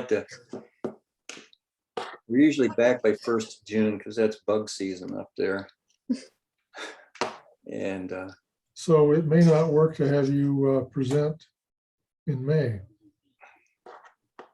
probably June. not. No, I don't think so. Yeah, Maybe June. Okay? we'll make figure it June. out. Yeah, June will be. Yeah, if we save that for June and then do a normal Normal in May. Okay. meeting, maybe? So, Okay, normal meeting, the regular 18th. Yeah. And then we'll do Tom the following month. yeah, okay. Okay. Yeah, that'll give me time to figure something out. Okay? I don't Sounds know where to good. start. I don't know. Just start with an Probably image. easier to Just start just with one answer. image and make Probably something. easier for me to just answer questions. I think. No, I want to see what you do. Oh, okay. The simple stuff. Yeah, it is fairly simple. It really is. There's just, 50 hours on an image is not simple. no, Maybe you have to- just- I don't know if I'm gonna finish that one or not. but, Maybe just choose a very simple tree and show us how you drop. Well, just a geometric shape probably is about the best thing. You know, a Okay. circle or a rectangle or something like that. Or just Go a with simple, triangles. We've got a triangle assignment. or but, simple you know, building. You gotta start out by selecting something usually. That's how I start. I got a picture and I want to get rid of all the extraneous stuff. So you got to start selecting. So there's a whole bunch of different ways you can select. That And might be a good thing to start with. then. then every Right. picture almost demands a different type of selecting technique. You can use, I like that quick mask. That works pretty good. I like the pen tool, and then I sometimes use the lasso and See, that would be a great learning. and then Yeah, you just got the Start with that. the quick Start with select, the selection. and the magic, what is that? The magic, On. One. magic wand, yeah. And Sometimes. and then known you as got select and mask, They're just selection in itself is, I mean, that just takes forever. That is really a big subject, selecting, if you're selecting like All right, so it foliage in a sounds like, tree or hair, people's hair, selecting things Do like we- that. do we want to try some kind of meetup of this group to go photograph with Gary sometime in May? Or is that too busy? Most people gone? I'll leave that up to you guys. I'll let people know where I'm going to be. Like this Sunday, I'll be at Greenfield Village, from 10 to 1 or something like that. If anybody's interested, send me an email. I think Doug's going, and maybe Joseph. Bobby mentioned that you might want to go. I don't know. Oh, yeah. So, Okay.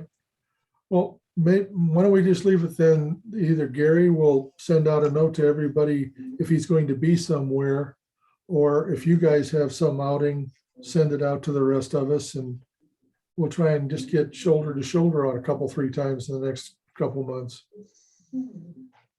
Okay, sounds I good. can go, I will go Sunday. I could meet you there Sunday. Okay. all right, Sunday it is. Yeah, I was planning on going out there this weekend also. I'll see if I can't make it on Sunday. Okay. Sounds I don't know like if anybody has my telephone number. Everybody has it. It's since it's being recorded, I don't know if I want to put it out there. Yeah. But Yeah, you may. send me an email if you're going, and I'll send you back a number. Sounds good. Okay. Thank you. Thanks, you. guys. Everybody.